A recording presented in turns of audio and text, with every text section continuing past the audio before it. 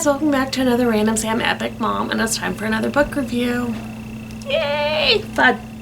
Alright, so I recently just did one of hers, but I'm going to do another one. Amanda Quick.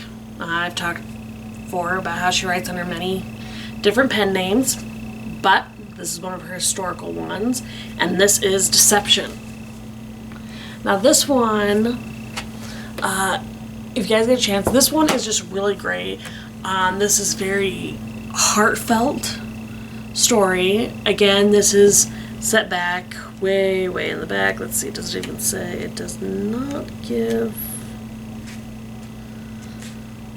the year. Oh, back in the early 1800s, okay? So, a little background on the characters. Olympia Wingfield is kind of a spinster. People have said that she's on the shelf because, you know, she's past the supposed first blush of youth. She doesn't care about marriage or anything like that. She was raised after her parents died by her aunts. And living in the country, she kind of doesn't understand quite how society works. But because of that, you know, she was one of those kids who was, you know, when her parents died, she was shunted from family member to family member until she ended up with her aunts. And she was raised there, and she's been raised to kind of, you know, be more intellectual than anything else. And through all this, she loves decoding treasure maps and all that, and going about the adventures, you know, kind of chronologically in it. And she breaks down all of these legends and treasure maps and, you know, just treasure hunts in general. And she sends her uncle out to go check about it. Well, when this story starts, she's also taken in her nephews. Now, they're actually kind of her cousins and such, but as kind of a respect thing, you call an older family member, you know, aunt or uncle. So she's taken in her nephews and in the local neighborhood. And she's trying to raise them up and be good, because they have, just like she had when she was a kid, been shunted off to relative, and they don't really feel secure. So she's trying to give them that security. She's trying to let them know, hey, I'm not just going to send you off. You work with me, and that's it. And so they're a little nervous. You got to understand that's, you know, part of it.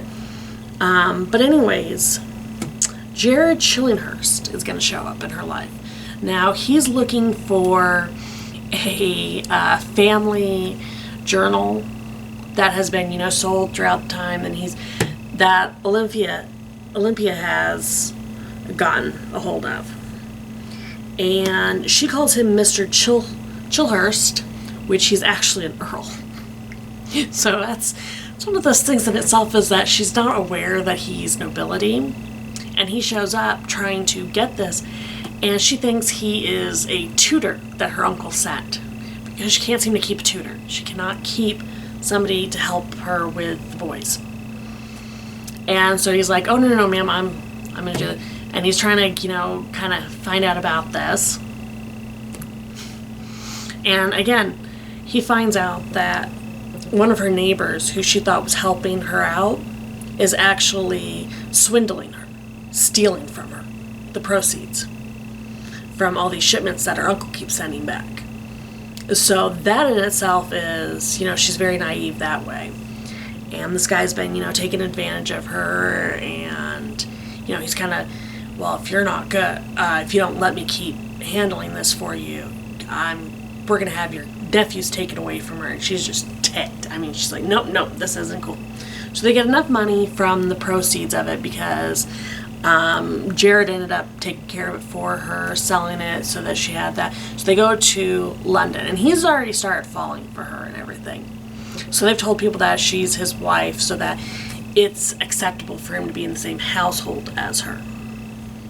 And through, again, her not knowing this and it coming to light, hey, you're an earl and such, things have happened that they actually end up getting married.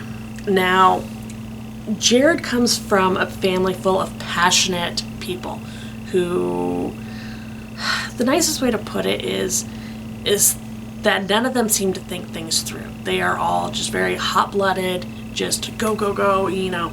They all think he's boring because the way he has coped with his family's excess is that he, you know, keeps a very strict schedule. He keeps everything calm and organized, and his family, you know, kind of looks down on him for that.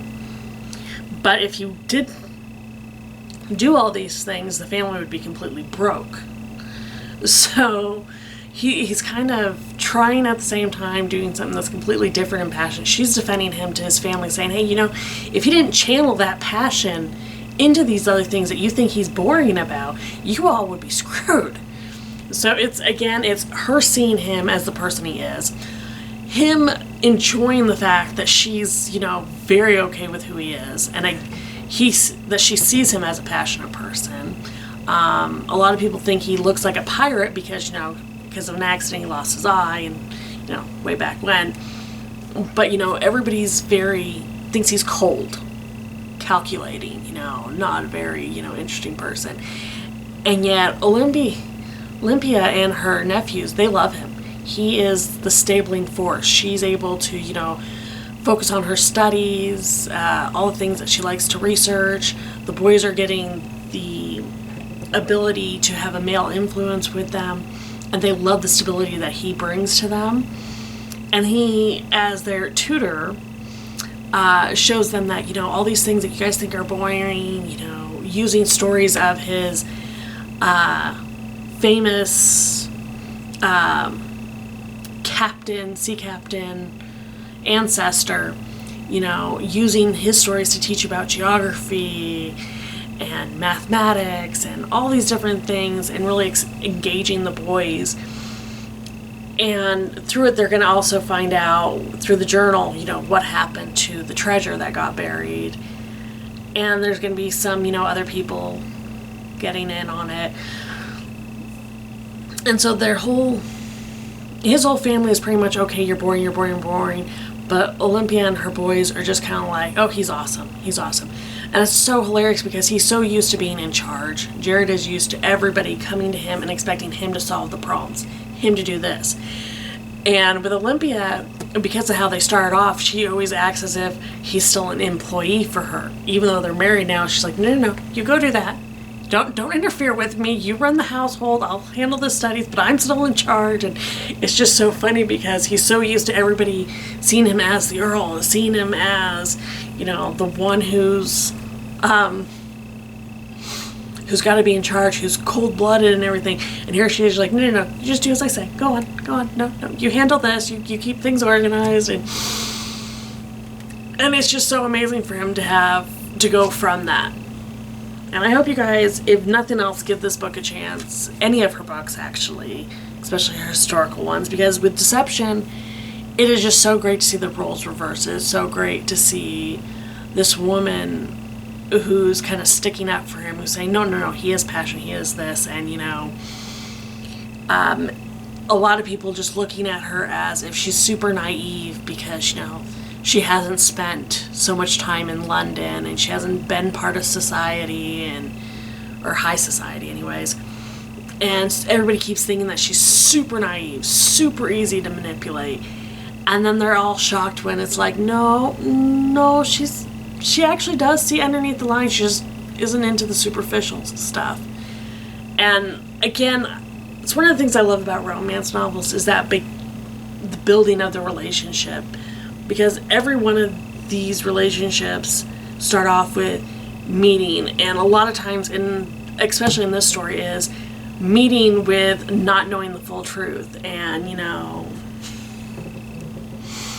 there's always somebody who thinks they have the upper hand, and that's one of the reasons I love Amanda Quick stories. Is in that time period, women didn't have a lot of control, but in her books, women seem to be taking a firm handle on their future, on their lives, and the men in their lives kind of leading the charge of how the relationship works, which wasn't how it was really done back then. So I just love the strong characters. I love the fact that all of these strong women characters who are taking charge are joined with some amazingly strong male characters who are the perfect partners for them. So again, if you guys get a chance, please give Deception a read, and just any book that she's written. And I will talk to you guys again soon. Bye.